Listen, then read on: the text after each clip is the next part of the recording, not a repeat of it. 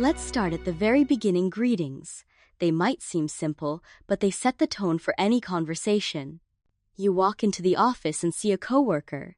Do you say hello or is hey there better? In English, both work, but hey there adds a casual, friendly touch. The technical term here is register. It's about choosing words that fit the situation. Now, you might be thinking, what if I feel awkward? Let me tell you, everyone does it first. Try this. Look the person in the eye, smile, and say, "Good morning, how's it going?" That little phrase is your social password. It opens doors to connection. Notice how my voice goes up slightly at the end? That's called intonation. It shows you're friendly and genuinely interested. So, next time you see someone, try it out loud. Hey there, how's it going? Practice saying it with a smile, even if you're just talking to your mirror. All right, you've greeted someone, now what? Small talk is your next step. It sounds simple, but it's a crucial social skill. Imagine you're waiting for coffee. You turn to the person next to you and say, "Nice weather today, isn't it?" That's called a conversation opener. It's like a key that unlocks friendly interaction. Maybe you're wondering, doesn't that feel forced? Not in English. It's a social glue, a way to build rapport or friendly connection. You could also ask, do you have any plans for the weekend? By the way, listen to the rhythm. Do you have any plans for the weekend? Stressed syllables make your speech sound natural. Try this. Next time, ask about someone's day or plans. Repeat after me. How's your day going so far? Sooner or later, you'll need to ask for help, maybe in a store or at work. How do you do it politely in English? Let's set the scene. You're lost in a new city. You see someone and say, "Excuse me, could you help me find Main Street?" Notice the phrase, "Could you help me?" That's called a polite request. It's softer and more respectful than just saying, "Where's Main Street?" Now, you might ask, isn't it awkward to interrupt a stranger? Not at all, as long as you use polite language and a warm tone. English speakers appreciate softeners like "excuse me" and "would you mind?" So, let's practice. "Excuse me, would you mind showing me where the restroom is?" Say it slowly, and notice how your tone rises at the end. It sounds more inviting.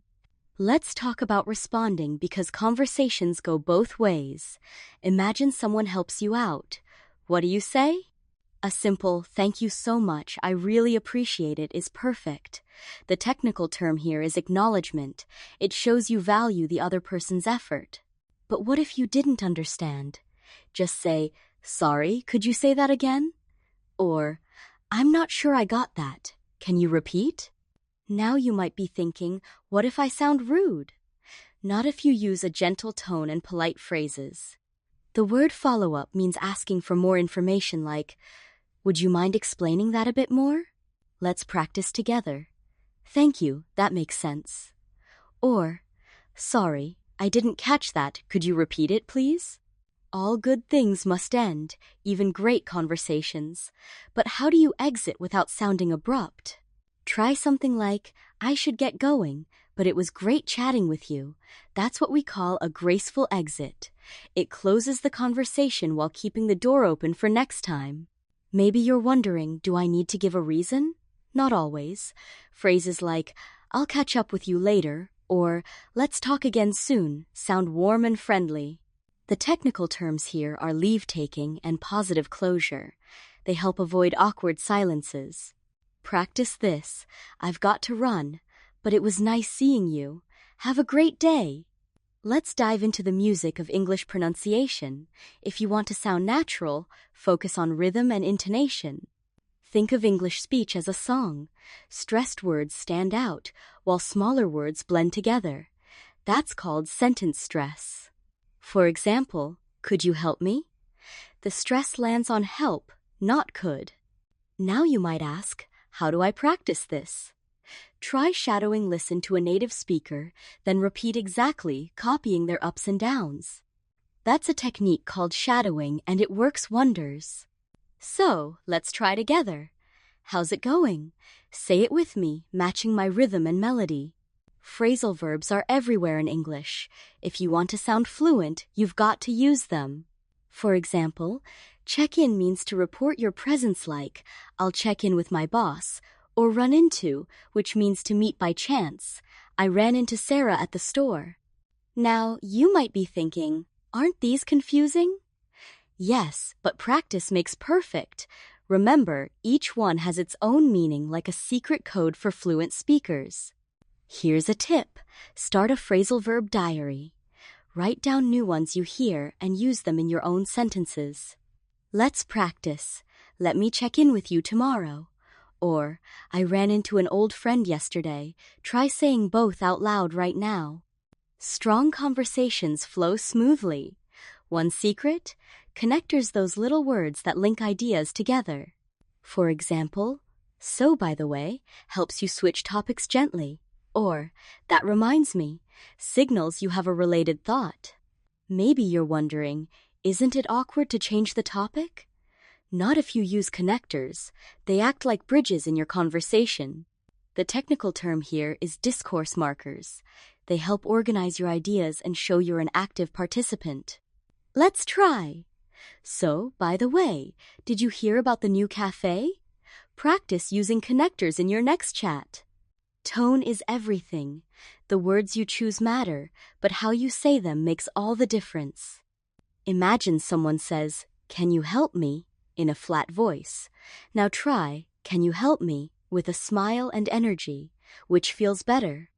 This is called paralinguistics. It includes pitch, speed, and emotion in your voice. Modality is another technical term. It shows how sure or polite you are. You might ask, how do I sound more engaging? Smile when you speak, even on the phone. It changes your voice instantly. Let's practice. That makes sense. Say it warmly as if you're encouraging a friend. Let's wrap up with the most important ingredient, confidence. Without practice, all these tips will just stay in your head. Here's my go-to strategy. Record yourself having a pretend conversation. Play it back, notice your rhythm, and adjust. Or try shadowing listen to a native speaker and copy them line for line. This helps you build muscle memory for fluent speech. Now you might be thinking, what if I make mistakes? That's normal. Every fluent speaker started as a beginner. The key is to keep showing up and practicing. So promise yourself this week, practice with a friend, record your voice, and don't be afraid to try new expressions. You've got this. We've covered a lot today, from greetings to graceful exits, and all the steps in between.